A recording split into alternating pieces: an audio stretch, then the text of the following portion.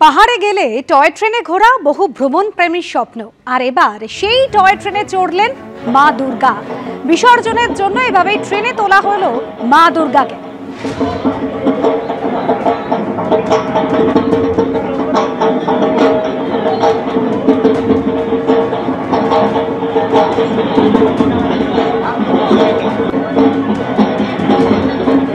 Darjeeling station থেকে এভাবেই toy ট্রেনে চাপানো হলো দেবী দুর্গাকে। 111 বছরে পা দিয়েছে দার্জিলিং এর নৃপেন্দ্রনারায়ণ বেঙ্গলি হিন্দু হলের পুজো, এবং এভাবেই দার্জিলিং শহরে প্রথমে বিসর্জনের শোভাযাত্রা বের করা হয়। দেখতে পাচ্ছেন সেই ছবি, গোটা কামরা জুড়ে ফুলের মালায় সাজানো হয়েছে, ঢাক বাজছে, এবং এভাবেই টয় ট্রেনে করে মা দুর্গাকে নিয়ে যাওয়া হচ্ছে, যেন বিসর্জনের শোভাযাত্রা হচ্ছে।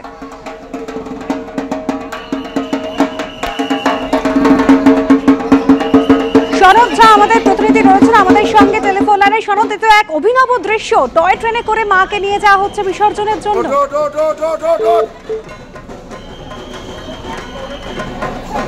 আমরা আমাদের প্রতিনিধির সঙ্গে যোগাযোগ করার চেষ্টা করছি। এভাবে দার্জিলিং স্টেশন থেকে দেবী দুর্গাকে তোলা হলো টয় ট্রেনে। দেখতে পাচ্ছেন অনেকেই রয়েছেন ট্রেনের মধ্যে, ঢাক বাজছে, ঢাকের তালে তালে নাচও চলছে।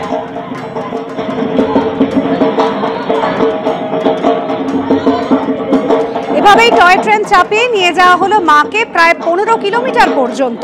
সেখানে গিয়ে বাংলাখোলা পর্যন্ত গিয়ে প্রতিমা বিসর্জন হলো। সনদ ঝা রয়েছেন আমাদের সঙ্গে। সনদ, অভিনব দৃশ্য। দেখো, যে এই গতকালকেই যে বিসর্জন হয়েছে সন্ধ্যাবেলা, এই যে নৃপেন্দ্রনারায়ণ বেঙ্গলি হিন্দু হলের পুজো, এবার 111 বছরের পুজো, এবং এই যে নিরঞ্জন সেই দার্জিলিং স্টেশন থেকে শুরু করে বাতাসিয়া লুপ হয়ে রংপুরের কাছে, তারপরে বাংলা খোলা, সেখানেই বিসর্জন হয়েছে।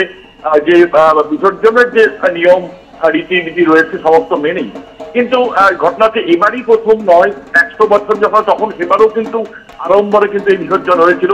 কিন্তু অতীতে প্রত্যেক বছর দার্জিলিং এ এই যে নৃপেন্দ্রনারায়ণ বেঙ্গলি হিন্দু হলের যে পুজো, তারা সেই পুজোর নিরঞ্জন কিন্তু একই রকম ভাবেই টয় ট্রেনে হতো, এবং কালের নিয়মে কিন্তু এই নিরঞ্জন বন্ধ হয়ে যায় টয় ট্রেনে।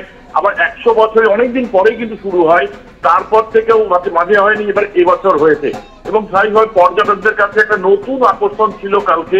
রাস্তার দুধারে পর্যটকদের ঢল ছিল, টয় ট্রেনে পর্যটক প্রচুর ছিল, এবং এই বাতাসিয়া লুপ যে ঘুরে আসা, সে একটা অসাধারণ দৃশ্য। তারপর অনেক রাতের দিকে সেই বাংলা খোলায় পৌঁছে সেখানে নিরঞ্জন করা হয়। ধন্যবাদ সনদ। অনসোয়া।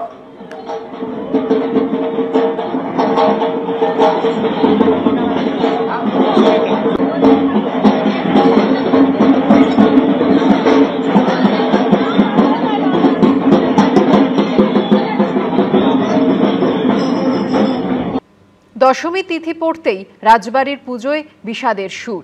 বরিশার সাবর্ণ রায়চৌধুরীদের বড়বাড়ির দুর্গাপুজো থেকে টাকির পুবের বাড়ি, মহিষাদল রাজবাড়ি থেকে কৃষ্ণনগর রাজবাড়ি, প্রথা মেনে হলো প্রতিমা বিসর্জন।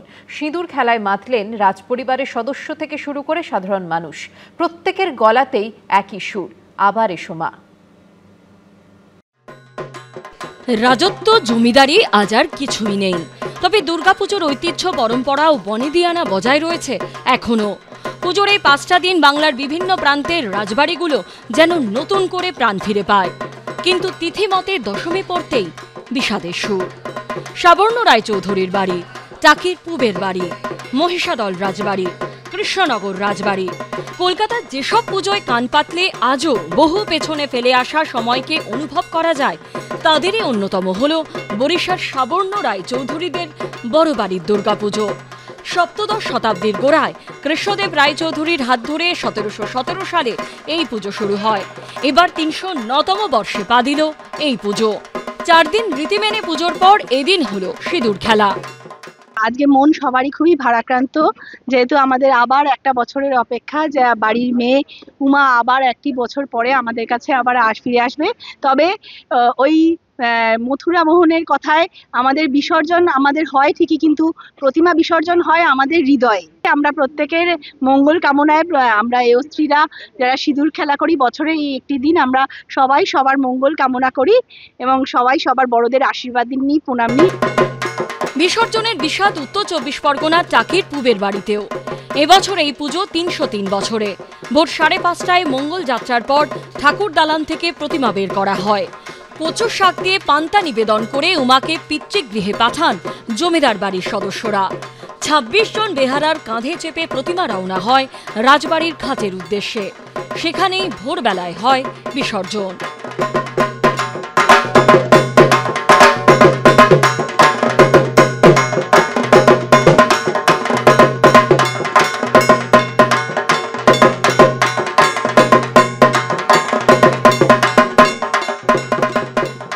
প্রায় ২৫০ বছরের পুরনো পূর্ব মেদিনীপুরের মহিষাদল রাজবাড়ির দুর্গাপুজো।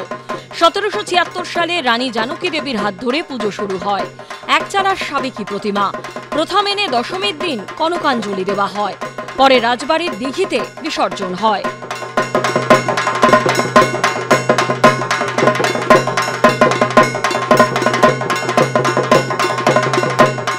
মনটা প্রতিবারের মতন এবছরও খুব খারাপ লাগছে, কিন্তু আমাদের বাঙালিদের জন্য আজকে পুজোর যেমন একদিন একভাবে দেখতে গেলে আজকে পুজোর শেষ দিন, অন্যভাবে দেখতে গেলে আগামী বছরের অপেক্ষাটাও এবছর থেকেই শুরু। তাই আবার পুজো শুরু হলো আমাদের জন্য, আবার একটি বছরের অপেক্ষা। পারিবারিক ঐতিহ্য মেনে দশমীতে প্রতিমা বিসর্জন হলো কৃষ্ণনগর রাজবাড়িতেও। দেবী এখানে রাজরাজেশ্বরী রূপে পূজিতা হন। এদিন মায়ের আরতি করেন রাজমাতা অমৃতা রায়। পরে সিঁদুর খেলায় মেতে ওঠেন।